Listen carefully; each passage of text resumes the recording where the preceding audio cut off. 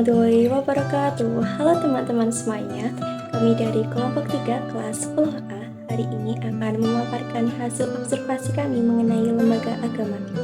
Anggota kelompok kami terdiri dari 1. Dila Andita, 2. Fakitri Wibowo, 3. Hairil Aris Prastowo, 4. Kansayubna Ramadhani, dan yang terakhir Rofika Nabila Hafsah. Sebelum kami memaparkan hasil observasi kami, maka izinkan saya untuk membacakan materi-materi yang akan dibahas oleh kelompok kami. Yang pertama, pengertian lembaga agama. Yang kedua, fungsi lembaga agama. Yang ketiga, contoh lembaga agama. Dan yang terakhir, yang keempat, hasil observasi lembaga agama Islam dan lembaga agama Kristen. Teman-teman, apakah kalian sudah mengetahui apa itu lembaga agama? Jika belum, izinkan saya untuk menjelaskan apa itu lembaga agama. Lembaga agama adalah organisasi atau sistem norma yang dibentuk oleh umat beragama dengan tujuan memajukan kehidupan beragama, membimbing umat, serta mengatur tata cara beribadah dan berperilaku dalam masyarakat sesuai ajaran agamanya masing-masing. Selanjutnya, fungsi lembaga agama. Lembaga keagamaan memiliki peran yang sangat luas, mulai dari fungsi spiritual hingga fungsi sosial.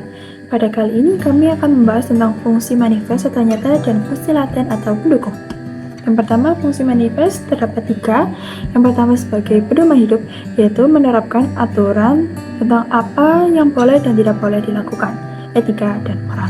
Yang kedua, yaitu ritual ibadah, yaitu menetapkan tata cara penyembahan dan komunikasi antara manusia dengan Tuhan. Yang ketiga, sebagai identitas diri, yaitu memberikan rasa memiliki dan jati diri sebagai suatu bagian komunitas iman. Yang kedua, ada fungsi laten atau pendukung. Terdapat 3. Yang pertama sebagai pemersatu sosial, yaitu menyatukan orang-orang dari berbagai latar belakang yang berbeda melalui keyakinan yang sama. Yang kedua, sebagai kontrol sosial, yaitu menjadi pengawas perilaku masyarakat agar tetap sesuai dengan norma agama. Yang ketiga, sebagai penyalur aspirasi, yaitu menjadi perantara antara umat dengan pemerintah dalam urusan kebijakan publik. Selanjutnya, lembaga agama yang ada di Indonesia. Yang pertama ada MUI, Majelis Ulama Indonesia, yaitu lembaga yang mewadai para ulama, sumba, dan cendekiawan muslim di Indonesia untuk membimbing umat Islam. Yang kedua ada Persekutuan Gereja-Gereja di Indonesia atau disingkat sebagai PGI, yang menghimpun gereja-gereja Kristen Protestan di Indonesia. Sebelumnya, kami telah melakukan wawancara terhadap tokoh agama dengan pertanyaan sebagai berikut. 1. Bagaimana cara lembaga ini membantu warga yang sedang kesulitan ekonomi secara nyata? 2. Bagaimana cara Pak Ustadz mengajarkan warga agar tetap rukun meski ada perbedaan pandangan? 3. Apa materi dakwah yang menurut Pak Ustadz paling penting untuk disampaikan saat ini? 4. Apakah masjid juga ikut bergerak dalam kebersihan atau keamanan lingkungan sekitar? 5. Jika ada konflik antar warga, apakah lembaga agama di sini berperan sebagai penengah? 6. Apa satu perubahan besar yang Pak Ustadz impikan terjadi di masyarakat melalui dakwah? Nomor 7. Menurut Pak Ustadz, apa peran agama bagi masyarakat? Untuk jawaban nomor 1, lembaga bekerja sama dengan pemerintah desa dalam menyelenggarakan pelatihan keterampilan bagi warga, seperti kursus menjahit, pengelasan, dan pembuatan kerajinan tangan. Selain itu, sebagai bentuk kepedulian sosial di bulan Ramadan, juga bisa dengan gerakan pemberdayaan ekonomi dengan memborong dagangan pedagang kaki lima, guna membantu meningkatkan kesejahteraan warga setempat. Untuk jawaban nomor 2 yaitu apresiasi terhadap perbedaan. Karena perbedaan pandangan adalah hal yang wajar, namun harus tetap berlandasan pada prinsip toleransi yang kuat. Kemudian, sikap saling menghormati dengan terbuka dalam menerima pendapat orang lain sebagai perwujudan nyata dari sikap saling menghormati antar warga. dan aksi sosial kolektif dengan menyelenggarakan kegiatan bakti sosial di lingkungan masyarakat guna mempererat relasi, memperkuat kerukunan, serta menjaga persatuan.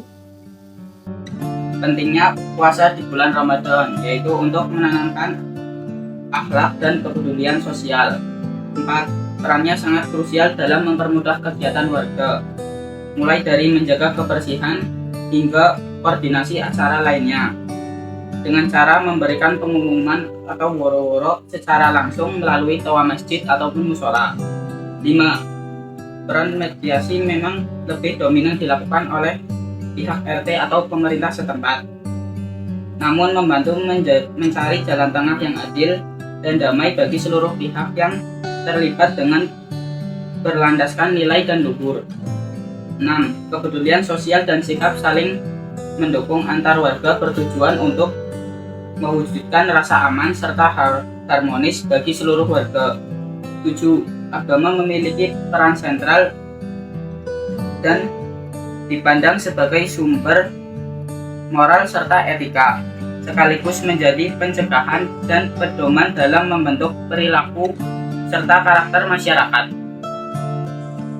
Kemudian pertanyaan observasi lembaga agama Kristen. Yang pertama, apa strategi Bapak dan Ibu dalam menjaga integritas moral anak muda di tengah pergaulan bebas?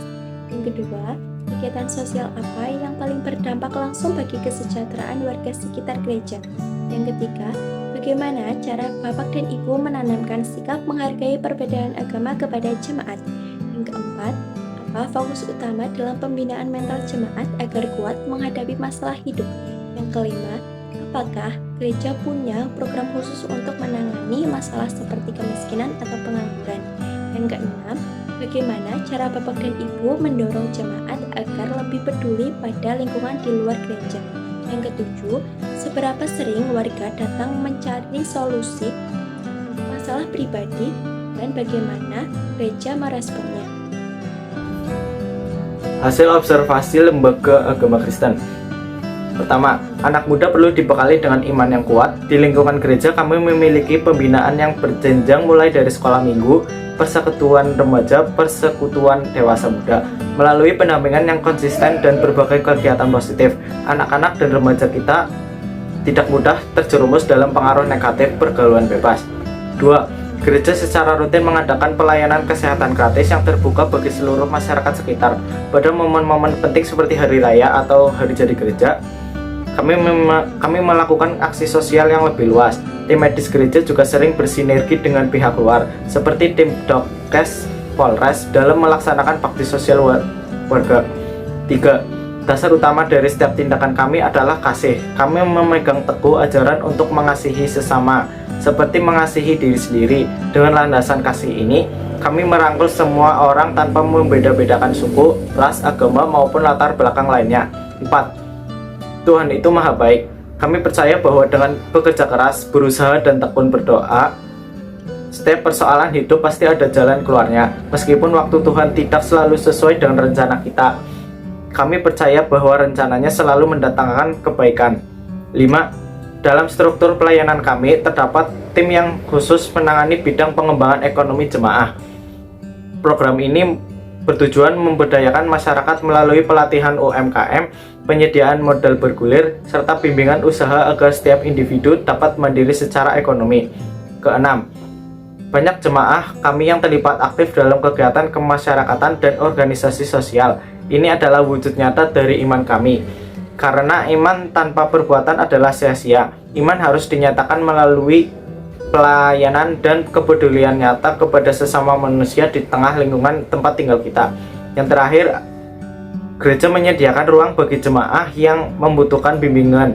Kami memiliki tim pendamping keluarga yang mendampingi mulai dari persiapan pernikahan hingga perjalanan hidup berumah tangga.